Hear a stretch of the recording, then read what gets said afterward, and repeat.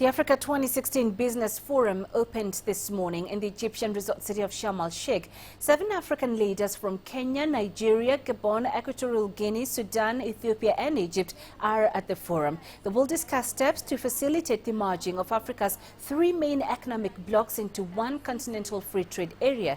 The forum will also bring together the private sector with governments to help promote intra-trade and investments. But in addition to business, politics will also be on the agenda on the sidelines of the forum.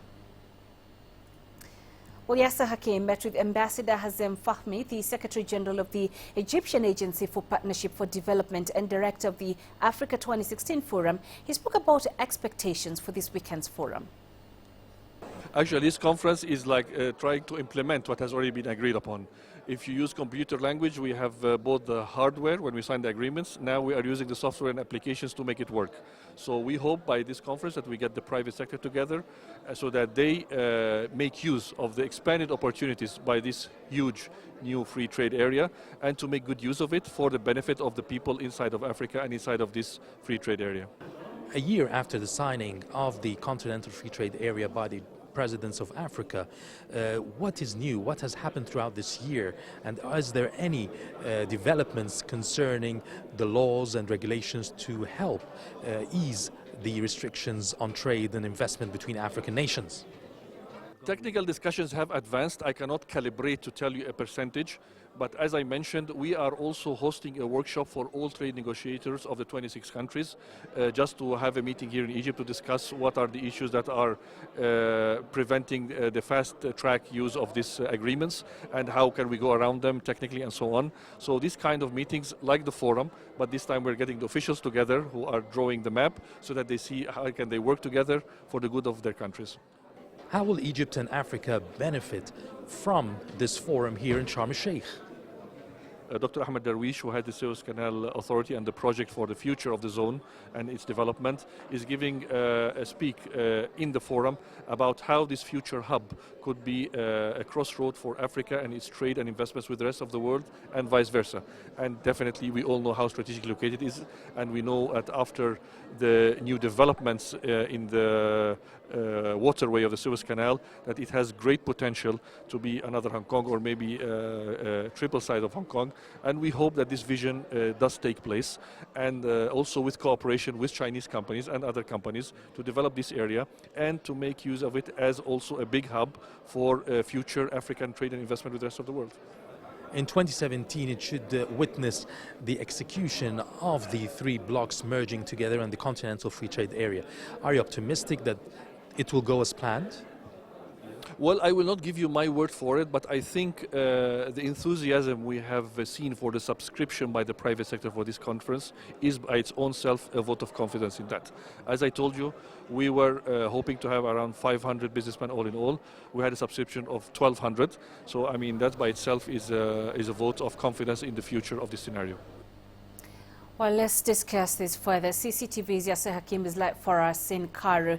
Deji Badmas is live in Lagos. So let's begin with you, Yasser. Why is this forum so important to the continent?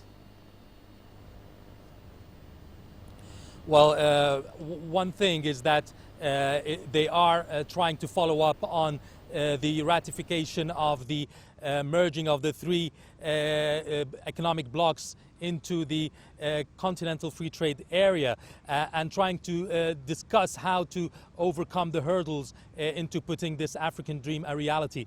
Another thing is that it brings together the business sector, the private sector with the governments who are here and officials in an aim of improving the growth and growing the intra-African trade. Yes, so who will be attending the forum and what's the main agenda? Well, in addition to the African heads of state, there will be also more than 1,200 businessmen. We have also the African Development Bank president here. We've got representatives from COMESA, from the WTO, and financial institutions, in addition to businessmen not only from Africa but also from Europe. All right, let's now loop in Deji Badmas, who's in Lagos. Deji, Nigerian president is also there in Egypt. What is likely to be Buhari's key focus in attending the Africa 2016 forum? Well, basically, President Buhari will be focusing on attracting investment to Nigeria, and that's one of the reasons he's gone on this trip with the Minister of Trade and Investment. He'll be seeking to let the international community and the other African leaders and investors who will be converging at in Sharm el Sheikh now that Nigeria is now safe for investment. Of course, he'll be trying to to let investors know that Boko Haram is no longer a threat and that Nigeria is a safe place now to invest, and that the military has succeeded in pushing back the insurgency. And there's no question at all that Nigeria needs investment. The president, this government is trying to diversify the economy, win the country away from oil, and it's doing all its best now to attract investment. When we talk about investment here, we're talking about long-term investments and not portfolio investors who have, of course, fled the economy now as a result of the situation with the currency. So what the president will surely be doing is talking to investors and encouraging them to come to Nigeria to invest, and especially in the area of power and other public infrastructure. Penina? Right. There's been concern back in Nigeria, Deji, about Buhari's frequent foreign trips. Are analysts saying real benefits trickling into the Nigerian economy? In fact, it's a very huge concern, and the last Executive Council cabinet meeting the president had with his ministers, and now after that meeting, the briefing that followed that meeting actually devoted itself to explaining, ministers devoted themselves now to explaining the benefits of this trip. Fact is, these trips now.